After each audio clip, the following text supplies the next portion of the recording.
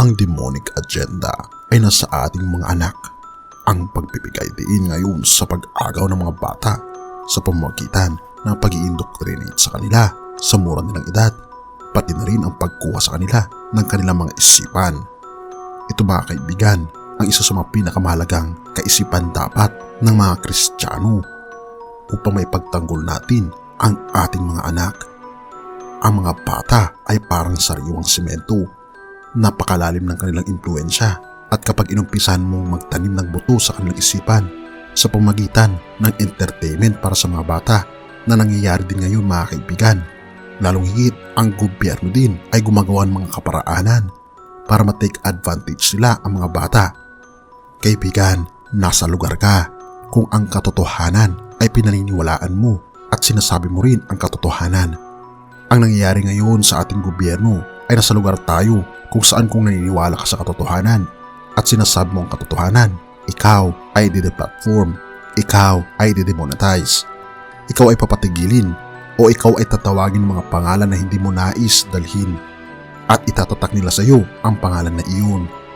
Pero ang isang bagay na hindi natin ginagawa ay ang baguhin natin ang Biblia upang maisakma lamang sa kanilang mga kultura, upang tanggapin tayo ng ating kultura at upang mahalin tayo ng ating kultura. Sinabi niya na kung ang lahat ay nagsasalita ng mabuti tungkol sa iyo, hindi ito maganda para sa iyo.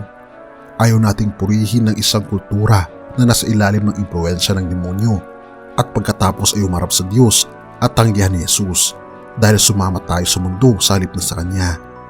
Sa simula ng lahat, nangyari ang dalawang bagay nang ang sangkatauhan ay napahamak sa demonyo. Sa pamagitan ni Adan, lumaban tayo sa Diyos at muling binago ang mabuti at masama. Nang lumaban tayo sa Diyos, ibig sabihin, ang Diyos ay hindi na ang panghuling otoridad na nagpapasya kung ano ang mabuti para sa atin. Hindi na siya ang ating Panginoon at hindi na siya ang ating amo. At kahit anong oras ay inaalis mo ang Diyos, gagaya ka sa Diyos at bilang Diyos.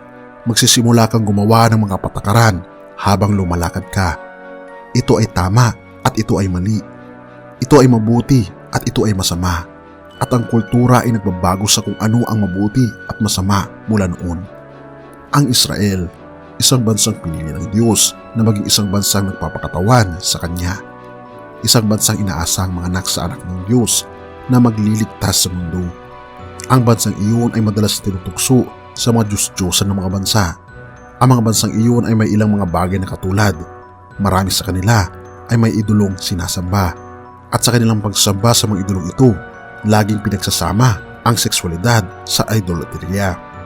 Kung tingnan mo ang kasaysayan ng pagsamba, makikita mo na ang sexualidad at okulto ay magkasamang umuusbong. Palaging may prostitusyon sa kanilang mga templo. Ang mga prostitute ay nasa kanilang mga templo. Bakit tila interesado ang demonyo sa iyong sexualidad? Dahil ang sexualidad ay ang pinakabanal at pinakatunay na bagay tungkol sa iyo. Ito ay isang bagay na ibinabahagi mo lamang sa iyong asawa, hindi sa iyong mga anak, hindi sa iyong mga kaibigan, at hindi sa iyong pamilya. Ito ang pinakamalalim at pinakabanal na bahagi tungkol sa iyo. Noong sinabi ng Biblia na si Adan ay nakilala ang kanyang asawa na si Eva, ginagamit nito ang salitang kilala para sa sexualidad. Ibig sabihin, ito ay isang paraan ng pagkakakilala sa isang tao sa antas na hindi mo maaaring kilalanin ang sinuman.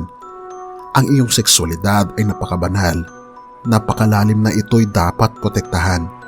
Ito'y dapat protektahan mula sa mundo at sa lahat ng iba. At iyon ang bahagi na hinahabol ng demonyo. Kaya huwag ka magtaka kung sinisikap niyang sabihin sa mga maliliit na bata sa paaralan tungkol sa anal sex at tungkol sa lahat ng bagay na hindi dapat marinig ng bata. Bakit ba sinisikap niyang ang pinakabanal na bahagi ng buhay natin ay ang sexualidad? Dahil gusto niya magsama-sama ang bagay na ito at nais niyang guluhin at labagin ang bahagi ng buhay natin. Ang Israel ay palaging nilalabanan ng mga Diyos ng mga bansa ang mga idolong ito.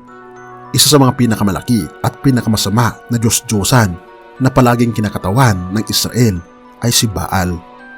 Si Baal ay ang Diyos-Diyosan na palaging nag-aagaw ng pwesto ng totoong Diyos sa kanilang puso. Ngunit alam niyo ba na may asawa si Baal? Ang asawa niya ay si Ishtar Siya ay ang manlilinlang. Siya ay ang enchantis. Siya ang diyosa ng sexualidad, diyosa ng pagkabaliktad, diyosa ng lahat ng mga bagay na nagaganap, pati ng LGBT community. At minsan si Israel ay sumasamba sa Ishtar kapag sila ay umaalis mula sa Diyos. Ngayon, si Ishtar at Baal ay may isa pang Diyos-Diyosan. At ang Diyos na iyon na sumasamba pa rin si Israel ay si Molek.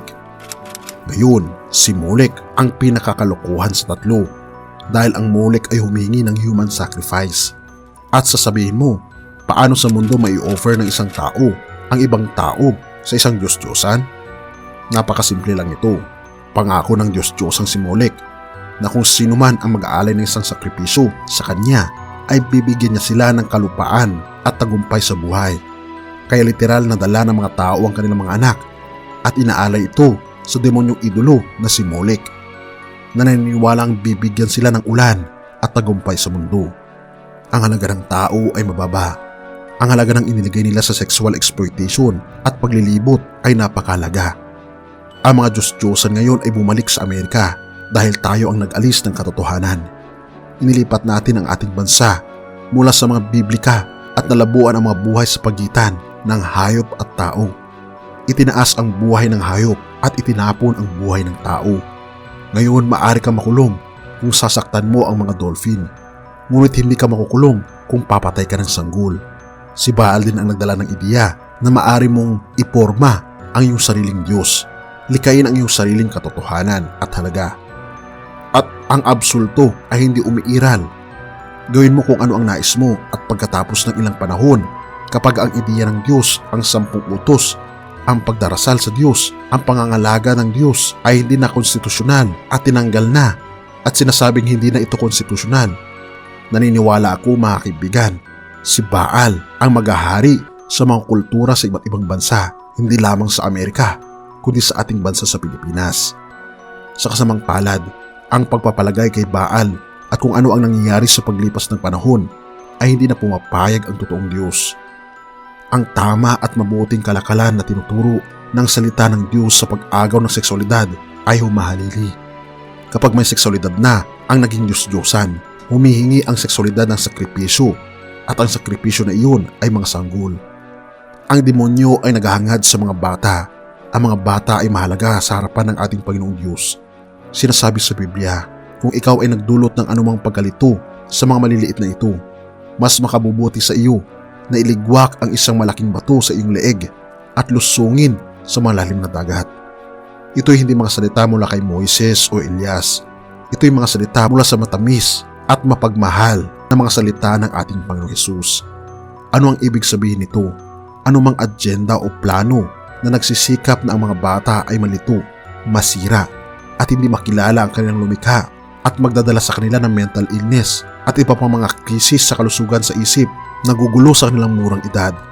Sinasabi ng ating Panginoong Hesus, mas makakabuti sa iyo na iligwak ang isang malaking bato sa iyong leeg at lusungin. Bakit? Sapagkat ang mga bata ay mahalaga, kailangan silang protektahan. Ang demonyo ay nasa mga bata at ngayon ang mga ito ay bumabalik sa kanila. Napakatindi ng kaguluhan na nangyayari ngayon sa ating mundo at kung ano ang nangyayari sa ating kultura at sa ating mga bata. Kaya't nais kong tayo ay maging mapagmatsyag na ipanalangin natin ang ating mga kabataan na hindi sila ma-brainwash at madoktrinahan ng anumang klase ng imoralidad. Nanawa ay magkaroon sila ng malusog na kaisipan na sila'y lumaki sa pamagitan ng turo ng Diyos at ng tama at hindi nila maitataguyod ang seksualidad sa kanilang murang edad. Gusto natin na ang ating mga bata ay lumaki sa isang henerasyon na hindi si Wonder Woman ang kanilang iniidolo. Ang mga pinapanood sa social media ay nagbibigay ito ng napakalaking impluwensya sa ating mga kabataan. Ipanalangin natin at tulungan natin ang ating mga kabataan na bumalik sila sa tunay na moralidad na base sa Biblia. Ika nga sa proverbio, train up a child in a way he should go, and when he is old, he will never depart from it. Mga kaibigan, habang bata pa ay i-train natin ang ating mga anak na may takot sa ating Panginoong Diyos. Ating i-guide ang kanilang mga landasin patungo sa langit na bayan. At ang kagalakan ay mapapasa iyong pamilya mula ngayon hanggang magpakailan pa man. Purihin ang ating Panginoong Diyos at salamat kaibigan sa iyong panonood. Tayong manalangin. Ama naming banal, makapangyarihan naming Diyos, kami po'y lubos na nagpapasalamat sa iyo sa isa na namang pagpapaalala na ang aming mundo, Panginoon, ay napakasama. Lalong higit, Panginoon, dinadalangin ko ang mga kabataan. Gabayan po, Panginoon, sila. Tulungan kami, Panginoon, na makita ang tamang landas upang mag-guide po namin ang mga kabataan na sila ay hindi mawala sa kanilang mga landasin patungo sa langit na bayan.